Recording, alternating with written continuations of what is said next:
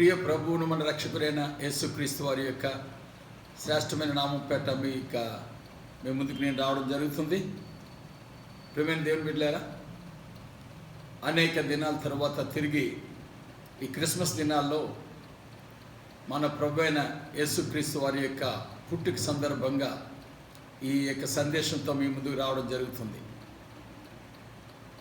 Christmas ఇందులో సగం ప్యాగనిజంగా పలకబడే మాటకి చోటిస్తున్నప్పటికీ మాస్ అన్న మాట క్రైస్తవ టర్మినాలజీ కాదు. అయినప్పటికీ క్రీస్తు ప్రభు వారి యొక్క నామంతో కలిసి ఉన్నటువంటి ఈ మొత్తం వర్డ్ క్రిస్మస్ అన్న దాని విషయంలో క్రైస్తవులకి ఒక హక్కు ఉంది. ఆ హక్కు ఎదురు అంటే నీవు క్రైస్తవుడిగా పిలువబడుతున్నావు కాబట్టి క్రీస్తుని గూర్చినటువంటి జ్ఞానముతో లోకంలో జీవించడమే కాకుండా ఆయన పుట్టుకున్నటువంటి ప్రాధాన్యతను నువ్వు తెలియజేయాలి. కాబట్టి ఈరోజు అసలు ఈ క్రీస్తు ఎక్కడి వాడు అన్న విషయాన్ని మనం కాస్త ఆలోచిస్తే, క్రీస్తు పైలోక సంబంధి, త్రిత్వములో ఉన్నటువంటి రెండో వ్యక్తి. ప్రేమిని వాళ్ళరా, దేవుడు నీ కొరకు నా కొరకు తన ప్రియ కుమారుని, అద్వితీయ కుమారుని ఈ లోకంలోకి పంపించాడు. ఆయన పరలోకములో ఉన్నంత వరకు ఆయన నామధేయం క్రీస్తు. భూలోకంకి వచ్చినప్పటికీ ఆయన గొప్ప మార్పు చెంది యేసుగా అవతరించాడు. ప్రేమిని వాళ్ళరా, ఇది గొప్ప ప్రవచనాత్మకమైనటువంటిది. దేవుని యొక్క ప్రణాళికలో యేసుక్రీస్తు ప్రభు వారి యొక్క పుట్టుక గొప్ప ప్రవచనాత్మకమైనటువంటిది, పరలోక సంబంధమైనటువంటిది. దేవుడు తలపెట్టిన గొప్ప క్రియ, దాన్ని ఆపరేషన్ అనొచ్చు లేదా గొప్ప కార్యముగా మనం భావించవచ్చు. కాబట్టి ఒక క్రైస్తవుడిగా క్రీస్తు యొక్క పుట్టుకను గూర్చి తగు సమాచారం నీ చెంత ఎప్పుడు కూడా ఉంటూ ఉండాలి. కాబట్టి ఈ విషయంలో మనం ఎవరి వారము, ఏమై ఉన్నాము అన్నది కూడా కాస్త తెలుసుకుందాం. క్రైస్తవులకు ఉన్నటువంటి గొప్ప ఆధిక్యత ఏంటంటే, వారు పై నివాసి అయినటువంటి క్రీస్తుకు సంబంధులు. బైబిల్ ప్రకారం క్రైస్తవులు సోజోనర్స్ అని భావిస్తుంటారు. అంటే యాత్రికులుగా, పరదేశులుగా ఈ లోకంలో కొనసాగుతున్న వారిగా దాన్ని అర్థం చేసుకోవాలి. విశ్వాసులకు తండ్రి అయినటువంటి అబ్రహాము చెప్పిన మాట ఏంటంటే, వారి యొక్క తదనంతరం వచ్చినటువంటి ఆయన యొక్క సంతానం అంతా కూడా గుడారముల్లో నివసిస్తూ యాత్రికులముగా, పరదేశులుగా తమను తాము ఎంచుకొని భూమిపైన స్థిర నివాసం ఏర్పరచుకోలేదు. అలాగనే క్రైస్తవుడికి ఉన్నటువంటి ఆధిక్యత ఏంటంటే, పరలోక సంబంధి అయినటువంటి క్రీస్తుకు చెందినవారు. ఎప్పటికైనా మనం పరలోకానికి చేరవలసిన వారు. పైనుంచి కిందకి దిగి వచ్చి భూలోకములో ఒక బాలుడిగా జన్మించి రక్షణ కార్యక్రమాన్ని పూర్తి చేసి తిరిగి తండ్రి చెంతకు చేరి ఆయన కుడిపార్శ్వమున కూర్చున్నటువంటి క్రీస్తు ప్రభువుకు చెందినవారు. కాబట్టి ఇది గొప్ప ఆధిక్యత. బైబిల్లో ఉన్నటువంటి దేవుడు ఆజ్ఞాపించినటువంటి, పాటించమని తెలియజేసినటువంటి పండుగల్లో క్రిస్మస్ పండుగ లేదు. కానీ క్రిస్మస్ పండుగకి గొప్ప ప్రాచుర్యం ఉంది. ప్రపంచమంతటా ఉన్నవారు కారణం ఉన్నా లేకపోయినా, ఇష్టపడో అయిష్టంగానో, మొత్తం పైన it is well circulated, well known festival throughout this planet. ప్రపంచం అంతట్లో ఉన్నటువంటి వారు కూడా ఈ పండుగను సెలబ్రేట్ చేసుకుంటుంటారు. పోను ఈ పండగకు ఉన్నటువంటి యాక్చువల్ సిగ్నిఫికెన్స్ షిఫ్ట్ అయిపోయి దాంట్లోకి మ్యాన్ మేడ్ ట్రెడిషన్స్ అన్నీ కూడా ముఖ్య స్థానాన్ని సంపాదించుకున్నాయి. శాంటా క్లాజ్ అవ్వచ్చు, క్యాండిల్ లైట్స్ అవ్వచ్చు, లేకపోతే ట్రీ డెకరేషన్స్ అవ్వచ్చు, ఇంకా మరికొన్ని వివిధ ప్రాంతాలకు సంబంధించినటువంటి ట్రెడిషన్స్ అవి బాగా హైలైట్ అవుతున్నాయి, మంచి ప్రాచుర్యం పొందే, గుర్తింపు పొందే. కానీ ఒక క్రైస్తవుడికి ఉన్నటువంటి క్రీస్తుని నామధేయాన్ని ధరించి లోకంలో జీవిస్తున్నాడు కాబట్టి ఆ క్రైస్తవుడు క్రీస్తు పుట్టుకలో ఉన్నటువంటి మర్మములను ఎరిగిన వాడై ఉండాలి. కాబట్టే ఈరోజు కొన్ని విషయాలు మన ప్రభువైన యేసుక్రీస్తు వారి యొక్క పుట్టుకు సంబంధించి కొన్ని విషయాలు మనం ధ్యానం చేసుకుందాం. ప్రేమిన వాళ్ళారా, మొట్టమొదటిగా క్రీస్తు పుట్టుక దేవదూత ద్వారా తెలపబడినప్పుడు ఆ ప్రజలకు ఆ దూత తెలియచెప్పినటువంటి మాట ఏంటో తెలుసా? లూకాసు వార్తలో చూడండి, 2వ అధ్యాయము 11వ వచనంలో ఈ విధంగా ఉంటుంది. దావీదు పట్టణమందు నేడు రక్షకుడు మీ కొరకు పుట్టి ఉన్నాడు, ఈయన ప్రభువైన క్రీస్తు. యేసు అన్న పేరు అక్కడ వాడబడలేదు, ఉపయోగించలేదు. దేవదూత ప్రకటించినటువంటిది క్రీస్తు పుట్టుకను గూర్చి. ఈవెన్ జ్ఞానులు కూడా వచ్చి అక్కడ వాకప్ చేసినటువంటి సమాచారం ఎదురా అంటే, యూదులకు రాజుగా పుట్టినవాడు ఎక్కడ? అప్పుడు హేరోదు కూడా చెప్పిన మాట ఏంటంటే, క్రీస్తు ఎక్కడ పుట్టునో అని వెతకడం ప్రారంభించారు ప్రవచనాల్లో నుంచి, వాక్యముల్లో నుంచి. కాబట్టి ప్రేమిని వల్లరా, దేవదూతం ద్వారా ప్రకటించబడినటువంటి ఈ క్రీస్తు పుట్టుకలో ఉన్నటువంటి కొన్ని మర్మముల్లో అత్యంత ప్రాముఖ్యమైన మర్మం ఎదురా అంటే, ఈ కార్యాన్ని తలపెట్టినటువంటిది దేవదేవుడే. దేవదేవుడు తనకు తానుగా నిన్ను ప్రేమించిన వాడు కాబట్టి, నీ రక్షణను కాంక్షిస్తున్నవాడు కాబట్టి, నిన్ను ఆయన చెంత ఉండాలని కోరుకుంటున్నాడు కాబట్టి ఆయనే తలపెట్టినటువంటి కార్యక్రమాన్ని ఆయనే అత్యంత ఆసక్తితో ఆయన కొనసాగించాడు. మొట్టమొదటిగా ఈ మాట కోసం యెషయా గ్రంథం 9వ అధ్యాయం, యెషయా గ్రంథం 9వ అధ్యాయం 7వ వచనం చూద్దాం. ప్రేమిని వాళ్ళరా, అక్కడున్న మాట అంటే సాధారణంగా మనం ఈ 9వ అధ్యాయంలో ఉన్న 6వ వచనం పైన చాలా దృష్టి పెడతాం, చాలా సవివరంగా దాని విషయమే ధ్యానించుకుంటుంటాం. ఆ మాటలు ఏవనగా, ఏలయనగా మనకు శిశువు పుట్టెను, మనకు కుమారుడు అనుగ్రహింపబడెను, ఆయన భుజం మీద రాజ్యభారముండును, ఆశ్చర్యకరుడు, ఆలోచనకర్త, బలవంతుడైన దేవుడు, నిత్యుడగు తండ్రి, సమాధానకర్త యొక్క అధిపతి అని అతనికి పేరు పెట్టబడును. 7వ వచనంకి వచ్చినప్పటికల్లా చూడండి, దాని విషయమే రాస్తూ ఆఖరి లైన్ ఎంత గొప్ప విషయం చూడండి. సైన్యములకు అధిపతియగు యెహోవా ఆసక్తి కలిగి దీనిని నెరవేర్చును. యేసయ్య యొక్క పుట్టుకు సంబంధించి పరలోకవాసి అయినటువంటి క్రీస్తు యొక్క పుట్టుక భూమిపైన సంభవించడానికి ఇందులో అత్యంత ఆసక్తి చూపింది ఎవరు అంటే దేవదేవుడు. కాబట్టి ఇది నెరవేర్చబడాలి. అటువంటి ఆసక్తితోనే క్రీస్తు నామధేయాన్ని ధరించుకొని లోకములో జీవిస్తున్న నీవు నేను కూడా ఆ వివరములతో నువ్వు జీవితాన్ని కొనసాగిస్తూ అనేకులకు ఆ పరిశుద్ధమైన ప్రవచన నెరవేర్పులను తెలియజేస్తూ పంచుతూ ఉండాలి. అంతేకాదు ప్రేమిని వల్లరా, ఇందులో ఈ యొక్క ఆసక్తి విషయంలో అనేకులు ఆసక్తిగా కొనసాగించారు.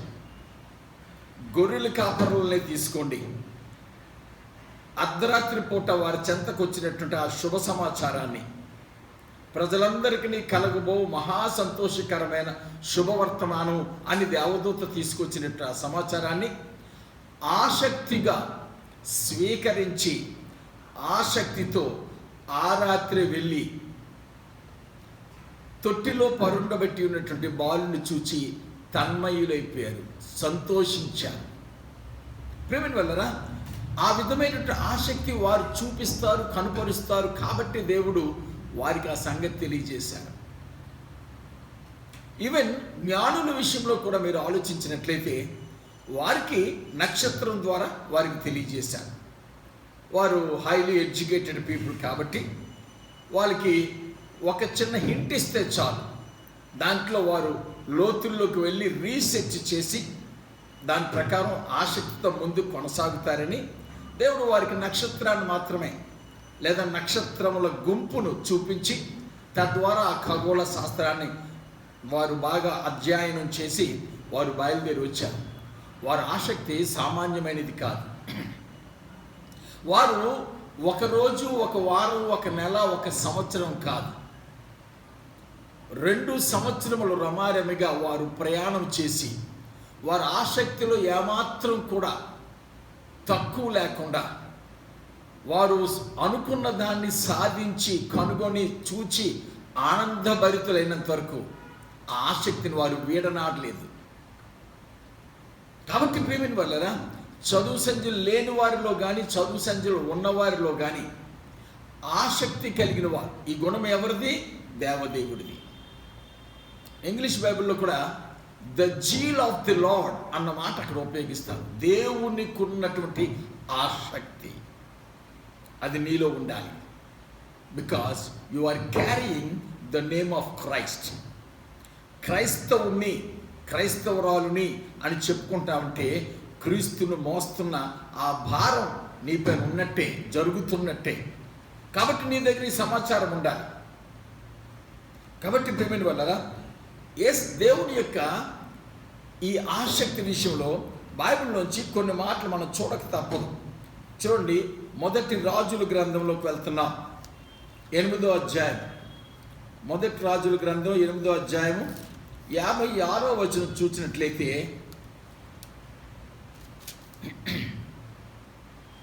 ఎట్లనగా తాను చేసిన వాగ్దానమంతటిని బట్టి ఇశ్రాయేలీయులకు తన జనులకు నెమ్మది దయచేసిన యెహోవాకు స్తోత్రము కలిగి ఉండునుగాక. తన దాసుడైన మోషే ద్వారా ఆయన చేసిన శుభ వాగ్దానములలో ఒక్క మాటైనా తప్పిపోయినది కాదు. ప్రియమైన వాళ్ళరా,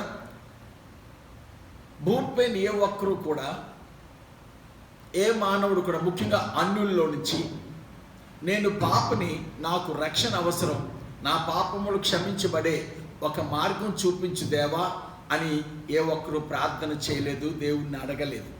బట్ డైరెక్ట్గా కాకపోయినా ఇండైరెక్ట్గా అయినా సరే ఆ విధమైన రిక్వెస్ట్ దేవుని ముందు పెట్టిన వారు ఎవరు అంటే ఇశ్రాయేలు ప్రజలే. ఇది చాలా ప్రాముఖ్యమైన అంశం. నేను క్రిస్మస్ సందర్భంగా మాత్రమే కాకుండా ఇతర కారణాల ద్వారా ఇతరతర చోట్ల అనేక అంశాలు అయితే మాట్లాడుతున్నప్పటికీ ఇశ్రాయేలు వారి ద్వారా లోకానికి వచ్చినటువంటి ఆ గొప్ప దీవెన ఆశీర్వాదములన్నింటిని గురించి నేను మాట్లాడుతున్నప్పుడు ఇది తప్పనిసరిగా నేను ప్రస్తావిస్తూ ఉంటుంటాను. వారు అడుగుటను బట్టి దేవుడు యేసుక్రీస్తు ప్రభువారిని ఈ లోకానికి పంపిస్తానని వాగ్దానం చేశాడు. మోషేకి దేవుడు చేసిన శుభ వాగ్దానాల్లో ఇది కూడా ఒక ప్రాముఖ్యమైనది. దేవుడు ఆదికాండం 3:15లోనే ఒక వాగ్దానం చేశాడు. ఆ వాగ్దానం ప్రారంభం కానీ దాని తాలూకా నెరవేర్పు ఈ పరిశుద్ధ గ్రంథం అంతట్లో కూడా మనం చూస్తుంటాం. ఇది ప్రవచనాత్మకమైనది, ప్రేమ సంకల్పం. దేవుని యొక్క ప్రేమను మన పట్ల నెరవేర్చడంలో అందులో ఉన్నటువంటి ప్రాముఖ్యమైన విషయం ఏంటంటే తన కుమారుణ్ణి మన కొరకు పంపించడమే. కాబట్టి దేవుడు ఆసక్తితో తలపెట్టిన కార్యము యేసు యొక్క పుట్టుక, పరలోక నివాసి అయిన క్రీస్తు యొక్క పుట్టుక భూమిపైన. ప్రియమైన వాళ్ళారా, దేవుడు వాగ్దానం చేస్తూ మీకు మీ అవసరం కొరకు, మీ రక్షణ కొరకు నేను పంపిస్తాను, అనుగ్రహిస్తాను, నేను ఏర్పాటు చేస్తాను అన్న మాట ఉపయోగించలేదు. ఆయన ఉపయోగించిన మాట ముఖ్యంగా ద్వితీయోపదేశకాండం 18వ అధ్యాయము 17వ వచనం చూసినట్లయితే, మరియు యెహోవా నాతో ఇట్లనెను, వారు చెప్పిన మాట మంచిది, వారి సహోదరులలో నుండి నీ వంటి ప్రవక్తను వారి కొరకు పుట్టించెదను అన్న మాట అక్కడ రాయబడ్డాలి. పంపిస్తానను, ఏర్పాటు చేస్తానని కాదు, పుట్టిస్తాను. ఈ మాట సూటిగా యేసు ప్రభు వారికే చెందినటువంటిది. ఆయనే నీ కొరకు నా కొరకు ఈ లోకంలో పుట్టారు. ప్రేమైన వాళ్ళ వాక్యము చాలా స్పష్టంగా ఉంది. ఆయన పుట్టిస్తానని వాగ్దానం చేశాడు, ఆయన దానిని ఆసక్తితో నెరవేర్చాడు. ఇది మనం తెలుసుకోవాల్సిన విషయం. అంతేకాదు, కీర్తన గ్రంథంలో 111వ కీర్తన కానీ మనం చూసినట్లయితే అక్కడ ఆయన మరొకసారి ఆయన మాటలు, ఆయన ఇచ్చే వాగ్దానాల విషయంలో ఆయన యొక్క ఆసక్తి ఎటువంటిదో మనం చూస్తాం. 7వ వచనం చూడండి, ఆయన చేతి కార్యములు సత్యమైనవి, న్యాయమైనవి, ఆయన శాసనములన్నీ నమ్మకమైనవి. ఆయన నెరవేర్చే దేవుడు. ఆయన ఇచ్చే మాటలన్నీ కూడా సత్యమైనవి, న్యాయమైనవి. మనల్ని రక్షిస్తారని వాగ్దానం చేశారు కాబట్టి ఆయన నెరవేరుస్తాడన్న దాంట్లో ఇంకే అనుమానం ఏమీ లేదు. ష్యూర్ వర్డ్స్ దేవుని నోటమిట వచ్చినట్టు అన్నీ కూడా. మరొక మాట కూడా చూసినట్లయితే యెహెజ్కేలు గ్రంథం 12వ అధ్యాయము, యెహెజ్కేలు గ్రంథం 12వ అధ్యాయము 25వ వచనం కానీ మనం చూసినట్లయితే అక్కడ రాగిన మాట ఏంటంటే, యెహోవానైన నేను మాట ఇచ్చుచున్నాను, నేనిచ్చు మాట ఇకను ఆలస్యం లేక జరుగును. తిరుగుబాటు చేయువారులారా, మీ దినములలో నేను మాట ఇచ్చి దాన్ని నెరవేర్చెదను. ఇదే ప్రభువు యెహోవా వాక్కు. ప్రియమైన వాళ్ళరా, ఈ వాక్యాలన్నీ మనతో ఏం మాట్లాడుతున్నాయంటే, ఆయన యేసయ్య యొక్క పుట్టుక విషయంలో ఆసక్తి కలిగి ఉండి నెరవేర్చాడు అన్న సత్యాన్ని మనకు తెలియజేస్తున్నాయి.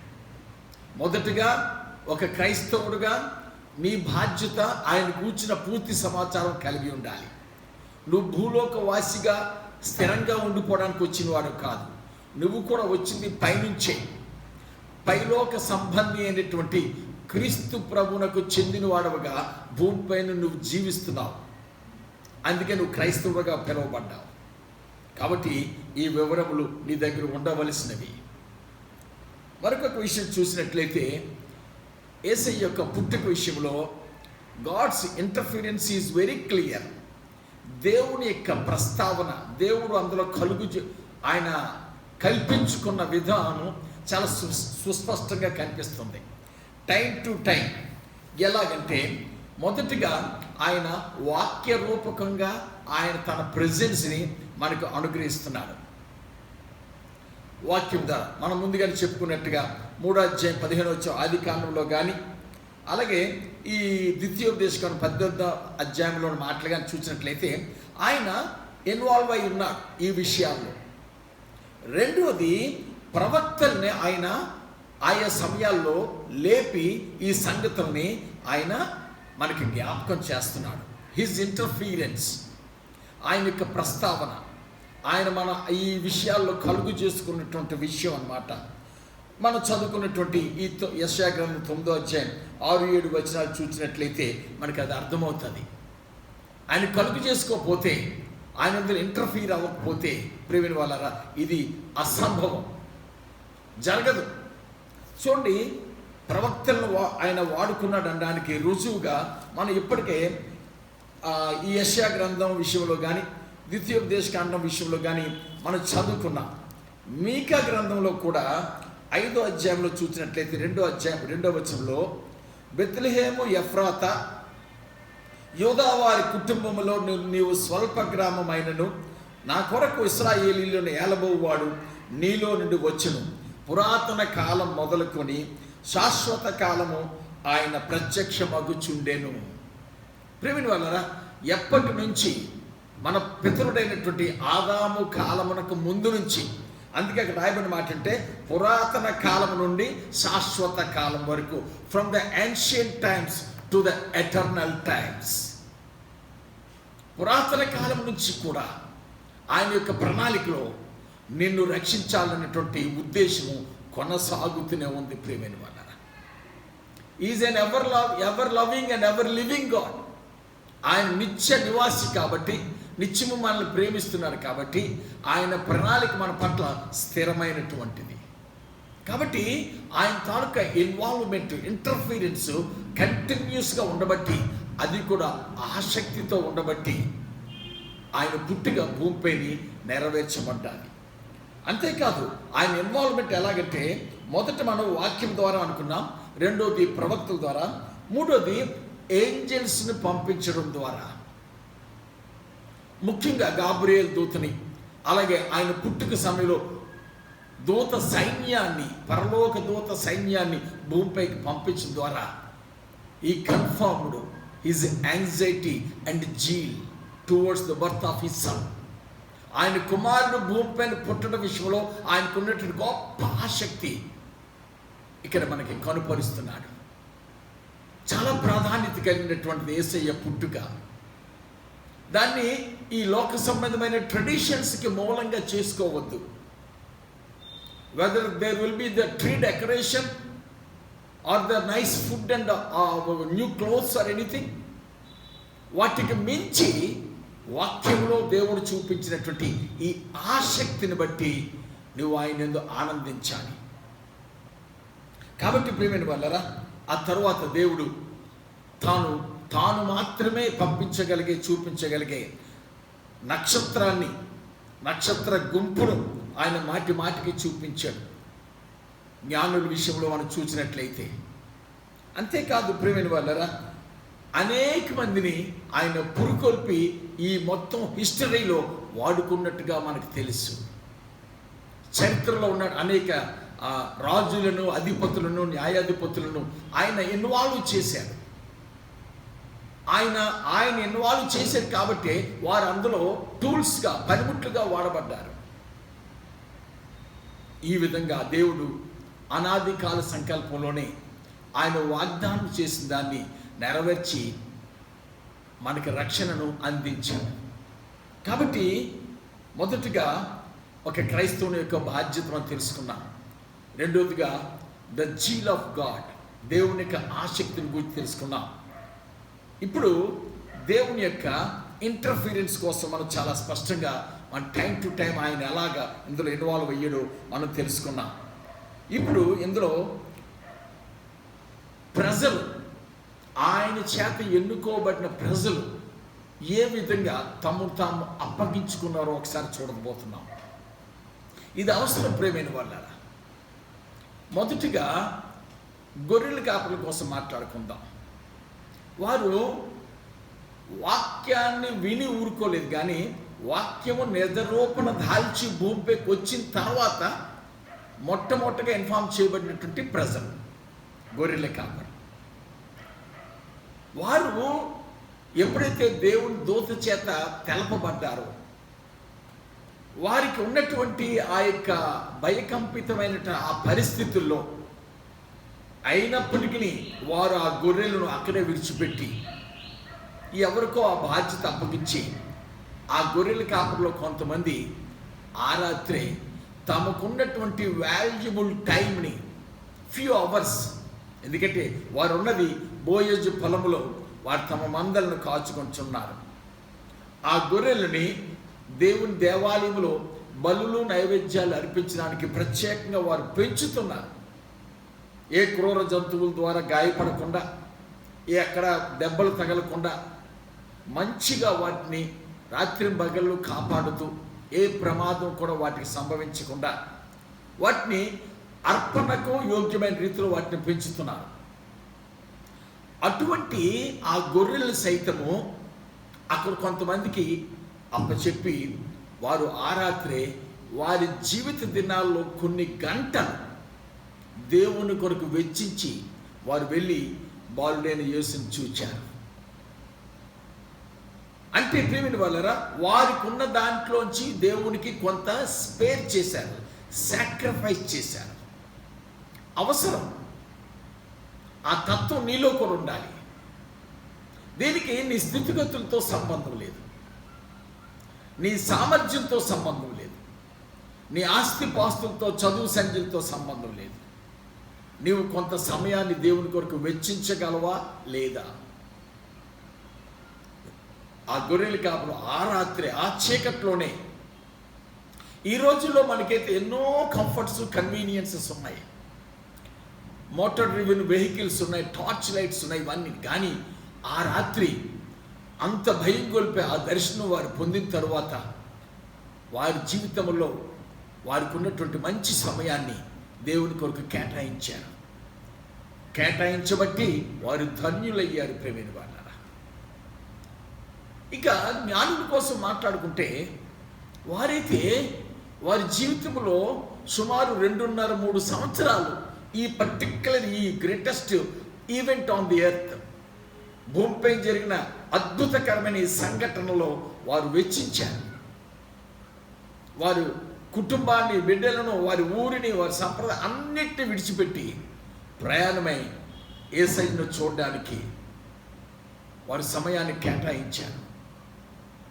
ఈరోజు నువ్వు నేను ఎంత సమయాన్ని ఈ రక్షకుని గూర్చి, ఈ పుట్టుకను గూర్చి ప్రకటించడానికి కానీ, నలుగురితో పంచుకోవడానికి కానీ మనం స్పేర్ చేస్తున్నాం? How much time really we are giving to God in sharing this joyful event with our neighbours, with our friends? ప్రేమైన వాళ్ళరా, మనం క్రొత్త బట్టల కోసమో, లేకపోతే ఇల్లు డెకరేషన్ కోసమో, లేకపోతే రకరకాల యాక్టివిటీస్ కోసం స్పేర్ చేయడం కాదు. To spread this wonderful news, glad tidings, శుభవర్తమానాన్ని పంచుకోవడానికి మనం సమయాన్ని కేటాయించాలి. కాబట్టి అలాగున చాలామంది తమ సమయాన్ని కేటాయించారు. సమయాన్ని తీసుకోండి. వృద్ధుడు ఎప్పుడు పరిశుద్ధాత్మ ఆయనకి తెలియజేసిందో తెలియదు, కానీ సమయం అంటారు, నువ్వు ఆ రక్షకుడిని చూచు పర్యంతం నువ్వు చావవు, నువ్వు చూస్తావు. ఆ మాటలు ఒకసారి చూద్దాం. లూకా సువార్తలోని 2వ అధ్యాయంలోకి వెళ్తున్నాం. లూకా సువార్త 2వ అధ్యాయం. ప్రియమైన వాళ్ళారా, అప్పుడు ప్రభు యొక్క క్రీస్తును చూడక మునుపు మరణం పొందడని అతనికి పరిశుద్ధాత్మ చేత బయలుపరచబడి ఉండెను. ఆత్మవశుడై అతడు దేవాలయంలోనికి వచ్చాను.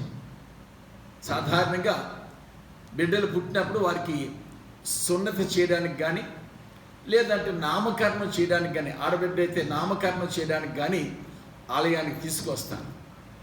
నేను అనుకుంటాను, ఈ సమయంలో ఏ బిడ్డ నామకరణం కోసం ఆలయానికి తీసుకురాబడుతున్నప్పటికీ ప్రతిసారి వచ్చి గమనిస్తున్నాడేమో, దేవుని ప్రక్క చూస్తున్నాడేమో, దేవా ఈ బిడ్డనా నీవు పంపించే రక్షణ అని ఒకవేళ కనిపెట్టాడేమో. తన జీవితం అంతా వ్యయపరిచాడు, వృద్ధాప్యం వచ్చేసింది, ఆయన కనిపెడుతున్నాడు. ప్రేమైన వాళ్ళ ఆ దేవాలయం చుట్టుపక్కల ఉంటున్నాడు. ఆయన యాజకుడు కాదు, ఆయన ఒక మనుష్యుడు, ఒక యోగ్యుడైన వాడు, నీతిమంతుడు, పరిశుద్ధాత్మను కలిగిన వాడు. తన జీవితాన్ని వెచ్చించాడు టు ఫైండ్ క్రైస్ట్. కాబట్టి గొర్రెల కాపర్ల వల్లే, జ్ఞానుల వల్లే, సమయోని వల్లే, ఈవెన్ అన్నా కూడా విధవరాలైనప్పటికీ ప్రార్థనలతో, ఉపవాస ప్రార్థనలతో దేవాలయంలోనే గడుపుతూ ఈ యొక్క రక్షకుని పుట్టుక కోసం ఎదురు చూస్తున్నారు. ఈ పుట్టుకలో ఉన్న ప్రాధాన్యత అత్యంత ప్రాముఖ్యమైనది. దేవుడు మనల్ని పాటించమని చెప్పినటువంటి పండగల్లో ఇదొక పండగ కాకపోయినప్పటికీ ఇది ప్యాగనిస్టిక్ ట్రెడిషన్స్ని పక్కన పెట్టేసి దేవదేవుడు తన దూతల ద్వారా తెలియజేసినటువంటి శుభవర్తమానం రీతిగా పంచుకోదగ్గ శ్రేష్టమైన పండుగ. వెలుగును లోకానికి ప్రసరింప చేయడానికి, లేదా ప్రజల యొక్క గుండెల్లో జీవితాల్లో ఉండేటువంటి చీకటిని పారద్రోలడానికి, రక్షణ అనే వెలుగును నీలోకి ప్రసరింప చేయడానికి ఆయన పుట్టుక ఈ లోకంలో ఒక పండుగ వంటిది. కాబట్టి తప్పేం కాదు. You have to celebrate. ఒక విషయం చెప్పంటారా? యేసయ్య బెత్లెహేములో పుట్టారు. అదే టైంలో నేను ఊహించింది ఏంటంటే, దేవదూతలందరూ కూడా దేవుని దగ్గరికి వెళ్ళి, దేవా మాకొక్క అవకాశం వా, మేమందరం ఒక్కసారి భూలోకానికి వెళ్ళి ఆ సంతోషాన్ని, భూలోకంలో జన్మించినటువంటి ఆ యొక్క రక్షకుని యొక్క ఆ స్థితినంతా చూచి పాటలు పాడి, క్యారల్స్ పాడి మీ మళ్ళా వచ్చేస్తాం, పర్మిషన్ ఇవ్వా అని అడిగేరేమో. దేవుడు తప్పగా పర్మిషన్ అందుకే ఇచ్చింటాడు. అందుకే ఇక్కడ రాయబడిన మాట ఏంటంటే, వెంటనే పరలోక సైన్య సమూహము ఆ దూతతో కూడా ఉండి సర్వోన్నతమైన స్థలముల్లో దేవునికి మహిమయు ఆయనకిష్టలైన మనుషులకు భూమి మీద సమాధానం కలుగును గాకని దేవుణ్ణి స్తోత్రము చేయుచుండెను.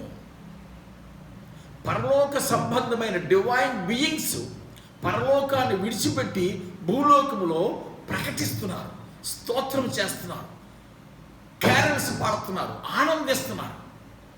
మరి భూమిపైన ఉన్న నీవు ఇది ఇంపార్టెంట్ అనుకోవా? స్తుతించాలి కదా. స్తుతించాలంటే నీ దగ్గర సమాచారం ఉండాలి కదా. సమాచారం ఉంటే తప్ప నువ్వు విశ్వసించలేవు కదా. ఎంతటి ప్రాముఖ్యమైందో ఒకసారి ఆలోచించండి. దేవుడు ఇంటర్ఫీర్ అయినటువంటి, దేవుడు అనేకులు ఇందులో ఇన్వాల్వ్ చేసినటువంటిది, ప్రజలు తమ యొక్క విలువైన సమయాన్ని కేటాయించినటువంటిది, ఇంక్లూడింగ్ దేవదూతల సైతము వారికి ఉన్న అమూల్యమైన సమయాన్ని ఈ పుట్టు కోసం వారు కేటాయించారు, పరలోకాన్ని విడిచిపెట్టి. ప్రేమ దేవుని బిడ్డలారా, ఆయన కొరకు మనం సమయాన్ని కేటాయించాలి, త్యాగం చేయాలి. భూలోకంలో కొన్నింటిని త్యాగం చేయడానికి మనం సాహసించాం. ఇది మనకు అక్కర్లేదురా అని అనుకుంటేనే ఏదైనా ఒకటి విడిచిపెట్టేస్తుంటుంటాం.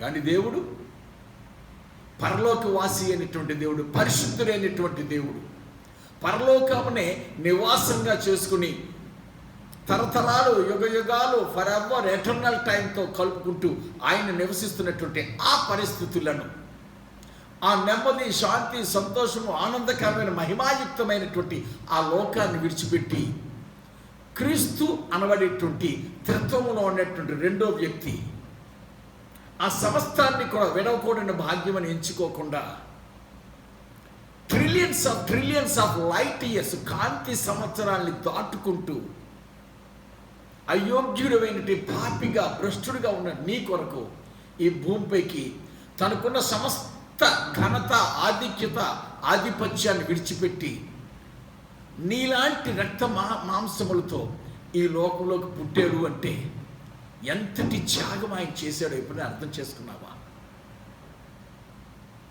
ఏ man cannot reach heaven by his own trials. వాడి సొంత ప్రయత్నంతో ఏ మానవుడు కూడా పరలోకం వరకు వాడికి ఉన్నటువంటి రకరకాల మీన్స్ ఆఫ్ ట్రావెల్తో, కన్వీనియన్స్తో వెళ్ళలేడు. ఫస్ట్ ఆఫ్ ఆల్ పరిశుద్ధత కావాలి, పాపి కాకుండా ఉండాలి. అది అసంభవం. అందుకు దేవుడే పరలోకాన్ని విడిచిపెట్టి నీ కొరకు దిగి వచ్చాడు. ఆయన పుట్టుక అంతటి శ్రేష్టమైనది, ప్రాముఖ్యమైనది. People spared their time. God even spared his valuable time. నీ కొరకు తన పరిశుద్ధ ఆ పరలోకపు జీవితాన్ని ప్రక్కన పెట్టి మానవుడిగా మనలాంటి రూపం పొందుకొని భూమిపైన పుట్టాడు. ఎంతటి ప్రాముఖ్యమైనది. కాబట్టి ప్రేమైన వాళ్ళారా, people spend their valuable time. నీవు కూడా దేవుని కొరకు కొంత సమయాన్ని కేటాయించాలి. ఆయన గూర్చి తెలుసుకోవడానికి, ఆయన గూర్చి పంచుకోవడానికి స్పేర్ చేయాలి. మరొక విషయం ఏంటంటే త్యాగం. ఇంతవరకు మన దేవుని యొక్క త్యాగం కోసం చెప్పుకున్నాం కదా. చరిత్రలో చాలామంది త్యాగాలు చేశారు యేసయ్య పుట్టుకు సంబంధించి. ముఖ్యంగా ఈ పరిశుద్ధ గ్రంథంలో మొదటి రాజుల్లో కానీ, రెండో సమూయేలు గ్రంథంలో 17వ అధ్యాయం 19వ అధ్యాయాల్లో కానీ ఇద్దరు వ్యక్తుల కోసం రాయబడ్డారు.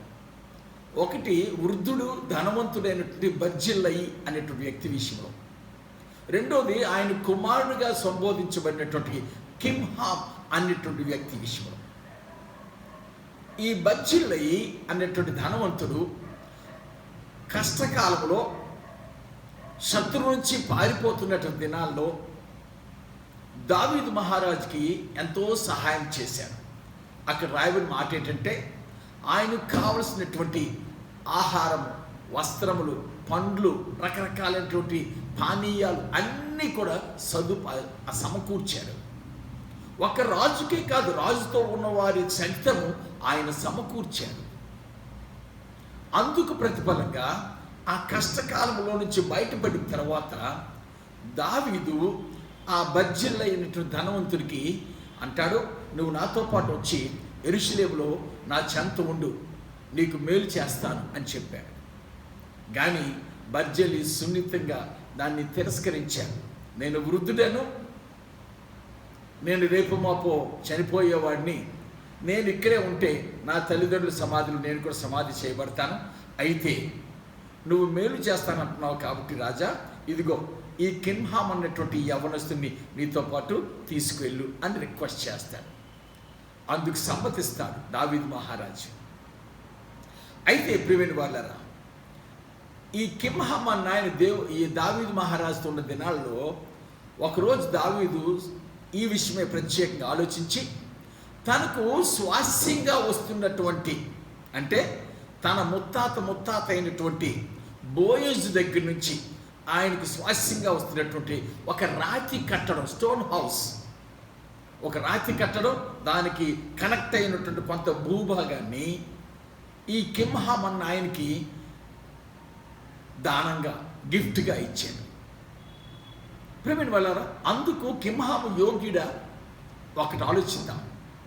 కిమ్హాము ధనవంతుని యొక్క కుమారుడు, పెద్ద కుమారుడో రెండో కుమారుడో మనకు తెలియదు, కానీ మొత్తం పైన బర్జిల్లయి యొక్క కుమారుడుగా అక్కడ వ్రాయబడ్డది. ఈ కుమారుడు రాజుతో వెళ్ళడానికి ఆయన ముందుగా ప్లాన్ చేసుకోలేదు. ఆ ఇన్విటేషన్ వచ్చింది బర్జిల్లయికి. కానీ బర్జిల్లయి సడన్గా కిమ్హాము తీసుకెళ్ళు అని రాజుతో అనగానే రాజు అన్నాడు, సరే అన్నాడు. కానీ కిమ్హాముకి ఆయనకి కూడా కొన్ని ఇష్టాలు ఉంటాయి కదా.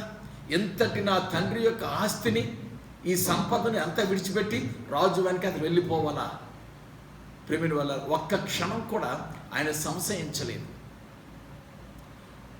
ఆయన రాజుతో వెళ్ళడానికి ఇష్టపడ్డాడు. తన తండ్రి యొక్క ఆస్తి అంతటి కూడా విడిచిపెట్టడానికి, సాక్రిఫైస్ చేయడానికి సిద్ధపడిపోయాడు.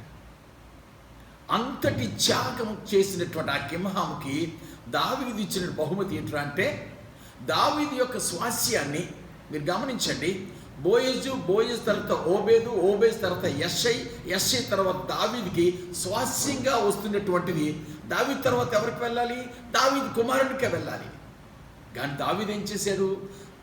తనకున్న సమస్తాన్ని విడిచిపెట్టి తన దగ్గరికి వచ్చేసినటువంటి కిమ్హాముకి తన కుమారునికి చెందవలసిన స్వాస్యాన్ని, ఆ స్టోన్ హౌస్ని ఆయనకి అప్పచెప్పేశాడు. ప్రేమైన వాళ్ళ, అటువంటి త్యాగము నీ దేవుని కొరకు నువ్వు త్యాగం చేయడానికి నీ దృష్టిలో విలువైనది అయినప్పటికీ, ఒకవేళ నువ్వు దేవునికి త్యాగం చేయవలసి వస్తే అటువంటి హృదయం నువ్వు కలిగి ఉండాలి. ఎందుకో తెలుసా? యేసు ప్రభువారు ఆ పరలోకాన్ని విడిచిపెట్టి, తండ్రి సహవాసాన్ని విడిచిపెట్టి, ఆ దివ్య లోకాన్ని, మహిమాయుక్తమైన లోకాన్ని, అంతేకాదు తనకున్న మహిమను కూడా విడిచిపెట్టేసి సాధారణమైన మానవుడిగా ఈ లోకంలోకి వచ్చేసాడు త్యాగము చేసి. ఒక లోకాన్ని త్యాగం చేసి రావడం కాదు, తన ప్రాణాన్ని కూడా నీ కొరకు త్యాగం చేయడానికి సిద్ధపడ్డాడు. This nature points out in this festival. ఈ క్రిస్మస్ సందర్భంగా నువ్వు అర్థం చేసుకోవాల్సింది, ఇందులో ప్రేమే కాదు, త్యాగము కూడా కనిపిస్తుంది. నువ్వు ఆయన కొరకు ఏమి త్యాగం చేస్తున్నావు? నీకు నువ్వు మాటి మాటికి ప్రతి సంవత్సరం నూతనత్వంలోకి నూతన వస్తువులతో ఒకవేళ నిన్ను నువ్వు పోషించుకుంటున్నావా, లేక ఈ ఈ ఈ యొక్క సమాచారం లేని వారికి ఇవన్నీ అందించడానికి నీ జీవితం ఏదైనా త్యాగానికి సిద్ధపడుతున్నావా? ఇది చాలా గొప్ప విషయం ప్రేమైన వాళ్ళ. ఇక్కడే మరొక విషయం కూడా మీతో 2 విషయాలు పంచుకోవాలి. ఏ స్థలాన్ని అయితే, ఏ స్టోన్ హౌస్ని అయితే కిమ్హాంకి దావీదు మహారాజు ఇచ్చేసాడో, కొన్నాళ్ళ తర్వాత కబురు వచ్చింది తన తండ్రి బర్జిల్లై చనిపోయాడని. అప్పుడు కిమ్హాము రాజుగారి దగ్గర పర్మిషన్ తీసుకొని, అయ్యా నీవు ఇచ్చిన దానాన్ని బట్టి చాలా వందనాలు, అయితే ఈరోజు మరి నాకు తెలిసిన సమాచారం బట్టి నా తండ్రి చనిపోయారు, ఆ బాధ్యతలను మరి నేను తీసుకోవాలి, మీరు అనుమతిస్తే నేను వెళ్తాను అంటాడు. ప్రేమిని వాళ్ళరా, దావీదు అనుమతించాడు. బర్జీ వెళ్ళిపోవడానికి సిద్ధపడ్డాడు. కానీ బర్జిల్లై చనిపోయిన దగ్గరికి సమాధి చేయడానికి కిమ్హాము సిద్ధపడ్డాడు. కానీ కిమ్హాము తన తండ్రి చెంతకు లేక సమాధి చేయడానికి వెళ్ళడానికి ముందుగా బెత్లెహేములో దావీదు మహారాజు ద్వారా లభించినటువంటి స్వాస్యాన్ని చూడడానికి వెళ్ళాడు. అది చాలా మంచి స్టోన్ బిల్డింగ్, గుడారాలు లాంటివి కర్రలతో కట్టినది కాదు, ఒక గుహను లేక కొండను తొలిచినటువంటి. నేను ఒక దగ్గర విన్నాను, 9 అడుగులు ఎత్తు, 11 అడుగులు వెడల్పు, 31 అడుగులు వెడల్పు, లోతు, లోపలికి పొడుగు ఉన్నటువంటి ఒక మంచి గది అన్నమాట. స్టాండర్డ్ హౌస్ టైప్ అనమాట. సో దాన్ని చూడడానికి వెళ్ళి ఆనందించి, ఎలాగ నేను నా తండ్రి యొక్క స్వాస్యాన్ని నేను తీసుకొని వెళ్తున్నాను, దీన్ని ఒక అందరికీ ఉపయోగపడే ఒక స్థలంగా మార్చితే బాగుంటుందని చెప్పి దాన్ని ఒక చౌట్రీగా, ఒక గెస్ట్ హౌస్గా, ఈ దారిని పోతున్న ప్రయాణికులకి అవసరానికి ఉపయోగపడే ఒక సత్రంగా దాన్ని మార్చినట్టుగా చరిత్ర చెబుతుంది. చాలా స్పష్టంగా బైబిల్ తెలియజేస్తుంది ఆ చరిత్ర కోసం. ప్రేమిని వాళ్ళరా, ఆ విధంగా దాన్ని సత్రంగా మార్చి అక్కడ కొంతమందిని బాధ్యతగా అప్పచెప్పి ఆయన తన స్వస్థలానికి వెళ్ళిపోయాడు. తర్వాత దావీదు మహారాజు చనిపోయాడు, బర్జిల్లై చనిపోయాడు, కిమ్హాం చనిపోయాడు, ఇవన్నీ కూడా చరిత్రలో మనకు తెలుసు. కానీ కిమ్హాం చేసినటువంటి ఆ 2 మంచి పనులు, ఒకటి తన తండ్రి ఆస్తిని సాక్రిఫైస్ చేసి రాజు పిలిచిన వెంటనే రాజు చెంతకు రావడం, అది దేవుని కార్యం. ప్రియమైన వాళ్ళ, రెండోది ఏంటంటే తనకు లభించిన స్వాస్యాన్ని తన కోసం ఉంచుకోవడం కాకుండా దాన్ని ప్రజలకు ఉపయోగకరంగా చేసి దాన్ని అక్కడ త్యాగం చేశాడు. ఇటువంటి మనసు నీకు నాకు ఉండాలి. లూకా సువార్త 2వ అధ్యాయం 7వ వచనంలో ఏముందో తెలుసా? తన తొలిచూలి కుమారుని కని పొత్తిగుడ్డలతో చుట్టి సత్రములో వారికి స్థలము లేనందున ఆయనను పశువుల తొట్టిలో పరుండబెట్టెను. ఏ సత్రం అనుకుంటున్నారు? కిమ్హాము తనకు స్వాస్యంగా దావీదు ద్వారా ఏ స్థలమైతే లభించిందో ఆ స్థలమునే సత్రంగా మార్చాడే, ఆ సత్రమే ఈ సత్రం. అది యేసు ప్రభువారిదే. ఆయన దావీదు కుమారుడుగా పిలువబడ్డాడు. మత్తయి సువార్త 1వ అధ్యాయం 1వ వచనం ఏముంటుందండి? అబ్రహాము కుమారుడైనా, దావీదు కుమారుడైనా, యేసుక్రీస్తు వంశావళి. ఆఖరికి కిమ్హాం చేసినటువంటి ఆ మంచి పని ఏమైందంటే, తర్వాత 1000 సంవత్సరాల తర్వాత దావీదు వంశంలో నుంచి వచ్చినటువంటి మన కొరకు దావీదు పట్టణము బెత్లెహేములో పుట్టినటువంటి యేసుక్రీస్తు ప్రభువారికి పుట్టడానికి ఆ సత్రపు ప్రాంగణమే ఆయన పుట్టుకకు స్థలముగా మారిపోయింది. ప్రేమిని వల్ల ఒక్కొక్క వ్యక్తి ఆయన పుట్టుకలో ఎంత అద్భుతంగా ఇన్వాల్వ్ అయ్యారో తెలుసా? ఎంత గొప్పగా ఏర్పాటు చేయబడ్డారో తెలుసా?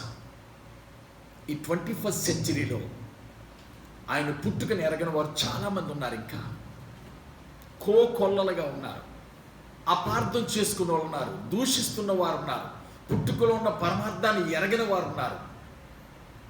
అటువంటి వారికి ఈ పుట్టుకను కూర్చిన జ్ఞానాన్ని సంపాదించుకోనే నీలాంటి వారు కావాలి. నీవు కూడా ఆ జ్ఞానంతో లేకపోతే ఎవరు ఈ అపోహలన్నింటినీ దూరం చేయగలరు? ఎవరు దేవుని ప్రణాళికలో ఒక పనిముట్టుగా వాడబడతారు? నీవు కాదా? అందుకేనేమో దేవుడు ఈరోజు నీతో మాట్లాడుతున్నాడు. కాబట్టి ఈ పుట్టుక చాలా ప్రత్యేకమైనది. ఇందులో యేసుప్రభువు వారు చేసిన త్యాగము నీకు తెలుసు, కింహాం చేసిన త్యాగము నీకు తెలుసు, ఇందులో దేవుని యొక్క గొప్ప ఆసక్తి నీకు తెలుసు. ఇప్పుడు నీ బాధ్యత ఏంటో నువ్వు నిర్ణయించుకోవాలి. అంతేకాదు ప్రియమైన వాళ్ళారా, ప్రిపరేషన్ కూడా కావాలి. దేవుని యొక్క ఆసక్తి కోసం మాట్లాడుకున్నాం, క్రైస్తవ బాధ్యత కోసం మాట్లాడుకున్నాం, దేవుని తాలూకా ఇంటర్ఫీరెన్స్ కోసం మాట్లాడుకున్నాం, పీపుల్ తాలూకా ఇన్వాల్వ్మెంట్, వాళ్ళకి సమయాన్ని కేటాయించిన విషయం మాట్లాడుకుంటున్నాం. అంతేకాదు సాక్రిఫైస్ కోసం కూడా మాట్లాడుకున్నాం. ప్రియమైన వాళ్ళ ఇప్పుడు ప్రిపరేషన్ కోసం మాట్లాడుకోవాలి. ప్రిపరేషన్.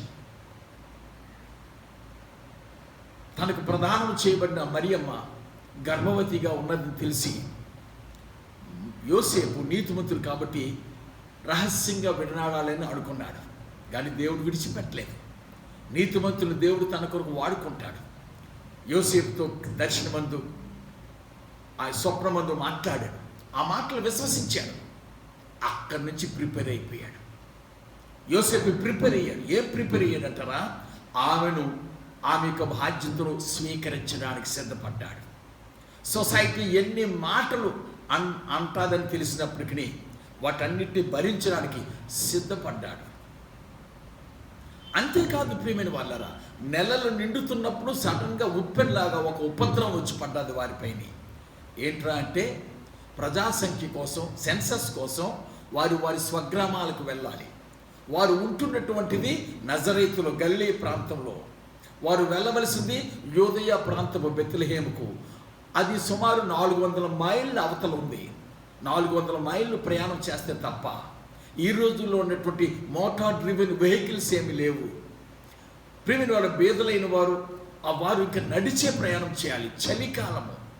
ఓ ప్రక్క గర్భంతో ఉన్నటువంటి తన యొక్క ప్రధానం చేయబడిన తన భార్యగా పిలువబడుతున్న మరియమ్మ, తనతో పాటు తీసుకోవాల్సిన సామాగ్రి, ఇన్నింటితో వెళ్ళడానికి ప్రిపేర్ అయ్యాడు యోసేపు. నింద భరించడానికి, ప్రయాణపు ఆ కష్టాన్ని భరించడానికి, బాధ్యత వహించడానికి యోసేపు సిద్ధపడ్డాడు. ఈరోజు నీలో కూడా ఈ ప్రిపరేషన్ కావాలి. ఒకవేళ ఎవరైనా ఈ సందర్భంగా నిన్ను దూషించినా, క్రైస్తవుడిగా నిన్ను దూషణ పాలు చేసినా, నిన్ను తిట్టినా, హింసించినా వాటిని ఎదుర్కోవడానికి కానీ వాటిని భరించడానికి కానీ నువ్వు సిద్ధపడాలి. మరియమ్మ విషయంలో మాట్లాడదాం. ప్రేమిన వాళ్ళరా, మరియమ్మ చేసినటువంటి గొప్ప సిద్ధపాటు ఏంటో తెలుసా? ఆ యొక్క గర్భాన్ని మోస్తూ కొనసాగడం. పరిశుద్ధాత్మ వలన వచ్చిందంటే ఈ రోజుల్లోనే పరిశుద్ధాత్మ అందరికీ అందుబాటులో ఉండి మేలు చేస్తున్న ఈ దినాల్లోనే అనేకులు పరిశుద్ధాత్మ విషయంలో నిర్లక్ష్యంగా ఉంటున్నారు, విశ్వసించట్లేదు. కానీ 2000 సంవత్సరాల క్రితం ఒక దూత ద్వారా తెలపబడినప్పుడు ఆ బాధ్యతను మొయ్యడానికి సిద్ధపడ్డది మరియమ్మ. ఎవరేమన్నా సరే అప్పటికి తన అనుమానం చెప్పింది, నేను పురుషుణ్ణి ఎరగని దానినే. అయినా దేవుని దూత చెప్తుంది, పరిశుద్ధాత్మ వలన నువ్వు గర్భవతివై కుమారుని కంటావు, ఆయనకి యేసు అని పేరు పెడతావు. యుగ యుగములు తరతరములు కూడా ఏలడానికి ఒక రాజు పుట్టబోతున్నాడు, ముఖ్యంగా నీ ప్రజల కోసం.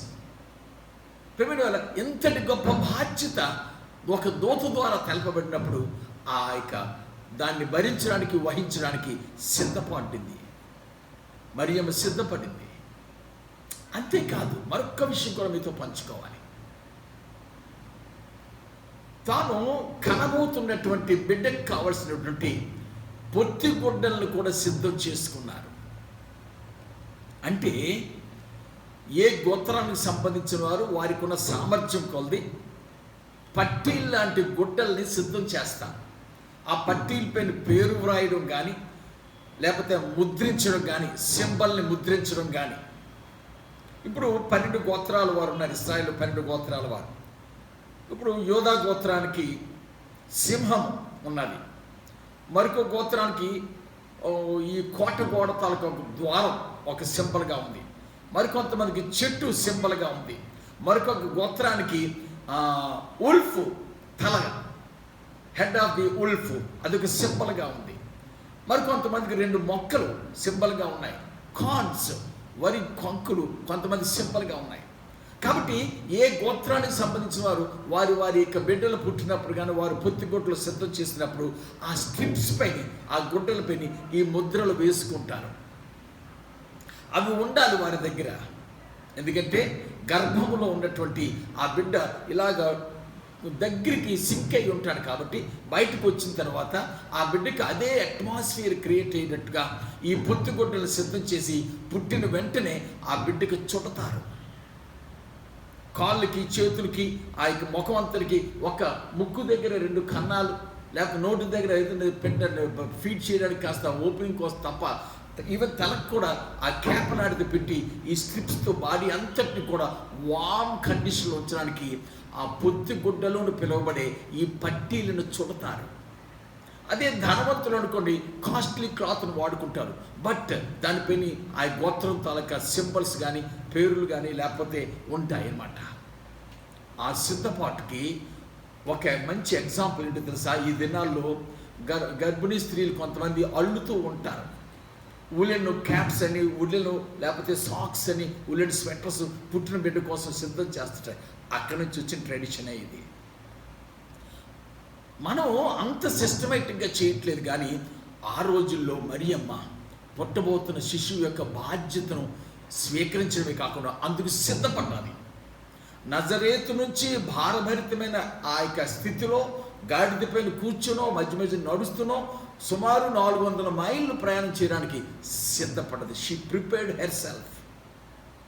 లోకానికి ఒక రక్షకుని అందించడానికి, దైవ ప్రణాళిక భూమిపైన నెరవేర్చబడ్డానికి దే బోత్ ప్రిపేర్డ్. యోసేపు మరియమ్మలో ఈరోజు ఇంతటి మర్మంతో ఉండేటువంటి ఈ పుట్టిక విషయాల్ని లోకంతో పంచుకోవడానికి ఆర్ యు ప్రిపేర్డ్? నువ్వు సిద్ధంగా ఉన్నావా?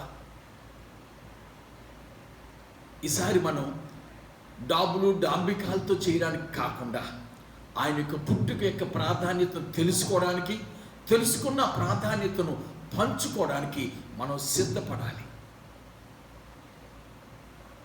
కాబట్టి ప్రియమైన దేవుని బిడ్డలారా, ఎన్నో విషయాలు ఉన్నాయి. ఆఖరిగా ఇశ్రాయేలు వారి కోసం 2 మాటలు చెప్పి నేను ముగించాలని ఆశపడుతున్నాను.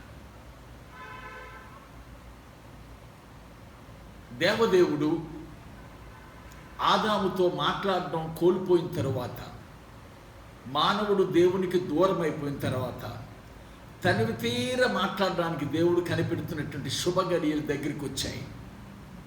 ఇశ్రాయేలు వారు బానిసత్వంలోంచి మోషే ద్వారా విడిపించబడి కనాను దేశానికి బయలుదేరుతున్నారు.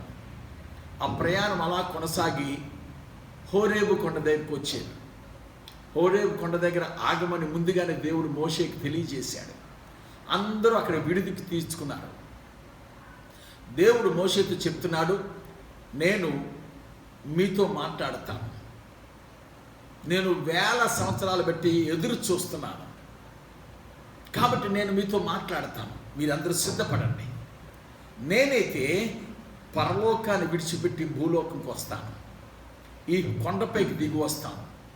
I will descend from my heavenly అబోర్డ్ onto this mount Horeb in my total glory.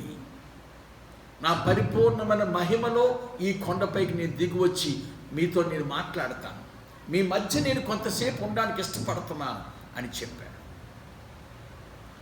మోషే ఆ విషయాలు ప్రజలతో చెప్పినప్పుడు చాలా ఆనందపడ్డారు. మా పితరుల దేవుడు ఈరోజు మా మధ్యకి వస్తున్నాడని. స్నానాలు చేశారు, బట్టలు ఉతుక్కున్నారు, సిస్టమ్స్ అన్ని పాటించారు. మోషే ఏ అయితే ఆజ్ఞలు ఇచ్చారో, హెచ్చరికలు చేశారో అన్నిటినీ పాటించి ఎదురు చూస్తున్నారు. జంతువులు దూరంగా కట్టారు, మనుషులు కూడా కొండను ముట్టుకోకుండా దూరంగా ఉన్నారు. దేవుడు దిగి వచ్చాడు. ఆ వచ్చిన దృశ్యం ఎంత భయంకరంగా ఉందంటే పరిశుద్ధతతో కూడింది. కాబట్టి ఆ షెకినా గ్లోరీ ఆ కొండపైకి దిగి వచ్చినప్పుడు ఆ ధూమము, ఆ మేఘము, ఆ పొగ, ఆ యొక్క బోర శబ్దంతో భయంకరంగా పరిశుద్ధమైన భయంకరమైన పరిస్థితి అక్కడ నెలకొల్పబడ్డాది. అందులో నుంచి దేవుడు మాట్లాడడం ప్రారంభించాడు. ప్రజలందరి గుండెలు అదిరిపోతున్నాయి. ప్రియమైన వాళ్ళారా, భయంకరమైన విమానాలు మన నెత్తికి దగ్గరలోంచి వెళ్తేనే ఆ శబ్దంకే మనం ఉండలేం. కంకార్డ్ అనేటువంటి ఒక విమానాన్ని ప్రపంచంలో తయారు చేశారు. కొన్ని విమానాల్ని అది లైట్ స్పీడ్తో అవి వెళ్తాయి, కాంతి స్పీడ్తో అవి ప్రయాణం చేస్తాయి. 1 అవర్లో Moscow to New York వెళ్ళిపోగలం, Tokyo to New York వెళ్ళిపోగలం, New York to Delhi 1 అవర్లో వచ్చేయగలం. అంతటి స్పీడ్ అన్నమాట, లైట్ స్పీడ్. అటువంటి విమానం బిల్డింగ్లకి పైన వెళ్తుంటే ఆ అపార్ట్మెంట్స్లో ఉంటున్న వారు హార్ట్ అటాక్తోని చచ్చిపోవడం ప్రారంభించారు. ఎందుకంటే దాని తాలూకా సౌండ్ అంత ఎక్కువ వస్తుంది. ఒక విమానం యొక్క శబ్దానికే మనుషులు చచ్చిపోతుంటే పరిశుద్ధ దేవుడు పరలోకాన్ని విడిచిపెట్టి తన యొక్క మహిమలో హోరేబు కొండపైకి వస్తే ఆ బోర శబ్దానికి, ఆ మహిమకు, ఆ వెలుగుకు, ఆ ధూమానికి, ఆ వేడికి మానవులు తాళగలరా? ఇశ్రాయేల్ ప్రజలు తాళలేకపోయారు. వారు వెంటనే మొర్రపెట్టి మోషే ద్వారా దేవునికి కబురు పంపించారు, మేము తాళలేకపోతున్నాం, కానీ మాకైతే మీ స్వరం వినాలని ఉంది, మిమ్మల్ని చూడాలని ఉంది, కానీ సాధ్యపడలేదు ప్రభువా, ఇంకేదైనా మార్గం చూడు ప్రభువా అని మోషే ద్వారా దేవుడికి కబురు పంపించారు. దేవుడు ఏమన్నాడో తెలుసా? వారు చెప్పిన మాట మంచిది. ద్వితీయోపదేశకాండం 18వ అధ్యాయం 17-18 వచనాల్లో ఈ మాటలు ఉంటాయి. వారు చెప్పిన మాట మంచిది. అప్పుడు దేవుడు ఏం చేశాడో తెలుసా? నేను మీ మధ్య నీ వంటి ఒక ప్రవక్తను మీ సహోదరులో నుంచి నేను పుట్టించెదను. కాబట్టి ప్రియమైన వాళ్ళరా, నేను పుట్టిస్తానని దేవుడు వాగ్దానం చేసింది ఎప్పుడు? ఇశ్రాయేలు ప్రజలు అడిగినప్పుడు. దేవా, నీ మాటలు మాకు కావాలి, మిమ్మల్ని చూడాలి, మీ రూపాన్ని చూడాలి, మీ సన్నిధిలో మేము ఉండాలి, మీ సహవాసంలో మాకు కావాలి అని వారు అడిగినప్పుడు వారు చెప్పిన మాట మంచిది అని చెప్పి దేవుడే అన్నాడు, కితాబిచ్చాడు. 30 ఎవరు అడగలేదు, అలాగే ఇశ్రాయేలు వారు మాత్రమే. అదే దేవుడు మరొకసారి వాగ్దాన రూపకంగా మోషే ద్వారా లోకానికి ఇచ్చినటువంటి వాగ్దానం. అదే క్రిస్మస్. ఒకసారి చూడండి, యోహాను సువార్త 3వ అధ్యాయం 31వ వచనం. యోహాను సువార్త 3వ అధ్యాయం 31వ వచనం. పైనుండి వచ్చేవాడు అందరికీ పైనున్నవాడు, భూమి నుండి వచ్చేవాడు భూ సంబంధమైన సంగతులను గూర్చి మాట్లాడు. పరలోకం నుండి వచ్చేవాడు అందరికీ పైగా నుండి తాను కన్నవాటిని గూర్చి విన్నవాటిని గూర్చి సాక్ష్యం ఇచ్చును. యేసయ్య తాను కన్నవాటిని విన్నవాటిని, ఏంటిది? పరలోకం కోసం ఆయన మాత్రమే చెప్పగలరు. అందుకే ఆయన పరిచర్య ప్రారంభమే ఇదిగో దేవుని రాజ్యం సమీపంగా ఉంది, మారు మనసు పొందండి అని చెప్పారు. దేవుని రాజ్యం కోసం ఎవరు చెప్పగలరు? దాన్ని చూచిన వారు, దాన్ని అనుభవిస్తున్న వారు, దాన్ని సృజించిన వారు మాత్రమే కదా. అందుకే యేసయ్య ప్రకటించాడు. ఇంకా చూద్దాం, చూడండి. ఆయన సాక్ష్యము ఎవడునూ అంగీకరింపడు. ఆయన సాక్ష్యం అంగీకరించేవాడు దేవుడు సత్యవంతుడను మాటకు ముద్ర వేసి ఉన్నాడు. ఏలయనగా దేవుడు తాను పంపిన వానికి కొరత లేకుండా ఆత్మ అనుగ్రహించును కనుక ఆయన దేవుని మాటలే పలుకును. దేవుడు ఏ మాటలైతే ఇశ్రాయేలు వారితో హోరేబు కొండపైన మాట్లాడాలనుకున్నాడో ఆ మాటలన్నీ పలకడానికే యేసు ప్రభువారు పుట్టారు, పలికారు, ముగించారు, ఆరోహడే వెళ్ళిపోయారు. పుట్టుకలో ఉన్న మర్మం ఎంత గొప్పదో చూశారా? దేవుడు ఆసక్తి ఉంది, దేవుడే దిగి వచ్చాడు. ప్రియమైన వాళ్ళ, అంతేకాకుండా మరొక మాట కూడా మీకు తెలియచేయాలి. తండ్రి దేవుడు ఈ శుభవర్తమానంతో మన మధ్యకి దిగి వచ్చాడు. కుమారుడైన యేసుక్రీస్తు ప్రభువారు క్రీస్తుగా పరలోకంలో ఉండి యేసుగా భూలోకంలో జన్మించి రక్షణ తీసుకుని మన కొరకు ఈ లోకంలో దిగి వచ్చాడు. త్రిత్వంలో ఉన్న మొదటి వ్యక్తి వచ్చేసారు, రెండో వ్యక్తి వచ్చేసారు. త్రిత్వంలో ఉన్న మూడో వ్యక్తి కూడా యేసు ప్రభువు ద్వారా ఆయన ఈ లోకాన్ని విడిచిపెట్టి ఆరోహణ తండ్రి దగ్గరికి వెళ్ళి ఆ తండ్రిని రిక్వెస్ట్ చేసిన తర్వాత తండ్రి అంతకుముందే వాగ్దానం చేస్తున్నారు కాబట్టి ఆ వాగ్దానాన్ని నెరవేరుస్తూ సంఘము పుట్టినప్పుడు, సంఘము ఆయన శరీరం కాబట్టి, క్రీస్తు శరీరం కాబట్టి, యేసుక్రీస్తు ప్రభు వారి యొక్క రిక్వెస్ట్ ద్వారా వచ్చినటువంటి ఆ ఆదరణకర్త కూడా మూడో వ్యక్తి కూడా భూలోకంలోకి నీ కొరకు దిగి వచ్చేసాడు. హల్లెలూయా. దేవదేవుడు దిగి వచ్చేసాడు నీ కోసం వాగ్దానం చేయడానికి. యేసుక్రీస్తు ప్రభు వారు కూడా దిగి వచ్చేసారు ఒక రక్షకుడిగా నిన్ను రక్షించడానికి, నీతో నీలో వసించడానికి. పరిశుద్ధాత్మ దేవుడు కూడా దిగి వచ్చేసాడు. ప్రియమైన వాళ్ళారా, ఇంతకు మించినటువంటి మర్మం ఇంకెక్కడ? త్రిత్వమైన దేవుడు నిన్ను లక్ష్య పెడుతున్నాడు, నిన్ను ప్రేమిస్తున్నాడు, నిన్ను కావాలని కోరుకుంటున్నాడు. పైనున్నవాడు వచ్చి నీకు రక్షణ ఇచ్చాడు. ఎందుకో తెలుసా? తిరిగి నీవు వారు ఉన్న స్థలంలోకే నీవును కూడా వెళ్ళాలని. పుట్టుకలో ఉన్నట్టు గొప్ప మర్మం ఏంటో తెలుసా? నువ్వు భూలోకంలో మానవుడిగా రక్తమాంసంతో ఉన్న పాపం నుంచి విడుదల పొందిన తర్వాత దేవుడు ఉన్న చోటే ఉండడానికి చేసిన గొప్ప ఏర్పాట్లో ప్రాముఖ్యమైన ఘట్టమే క్రీస్తు ప్రభువు వారి యొక్క పుట్టుక. కాబట్టి ఈ పుట్టుకున్నటువంటి ఇంతటి ప్రాధాన్యతను యు హ్యావ్ టు డైజెస్ట్, నీ హృదయంలో దాచుకోవాలి. దాన్ని ఆనందముగా, సంతోషంగా గొర్రెల కాపర్లు జ్ఞానులు ఎలాగైతే ప్రకటించారో అలాగ నువ్వు కూడా ప్రకటించాలి. అటువంటి బాధ్యతను అంగీకరించడమే కాకుండా అందుకు సిద్ధపడి ఆసక్తితో ముందుకు సాగిపోవాలి. అటువంటి గొప్ప కృప తత్వమైన గొప్ప దేవుడు నీకు నాకు అనుగ్రహించిన గాక. ప్రార్థన చేసుకుందాం. నాయన మీకు వందనాలు.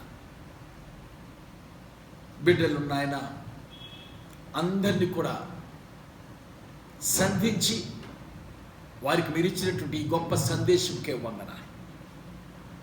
నాయన ఎవరెవరైతే ఈ సందేశాన్ని చూస్తారో వారందరికీ ఉన్నటువంటి సమస్త అనుమానాలు పటాపంచలు చేసి ఈ గొప్ప సమాచారపు సహాయంతో లోకంలో మీ కొరకు బలమైన సాక్షులుగా జీవించి కృపను దయచేయండి. మీరే మహిమ, ఘనత, ప్రభావములు పొందుకోండి. ఈ గొప్ప ఏర్పాటును బట్టి మీకు వందనాలు. మీ నామాన్ని హెచ్చిస్తూ మహింపరుస్తూ యేసుక్రీస్తు ప్రభు వారి యొక్క శ్రేష్టమైన నామం ద్వారానే బ్రతిమలాడి వేడుకొంచున్నాము తండ్రి. ఆమేన్.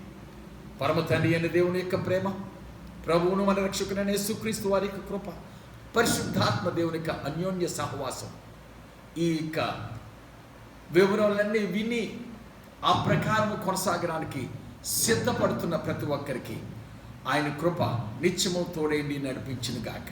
ఆమేన్, ఆమేన్, ఆమేన్. మేరీ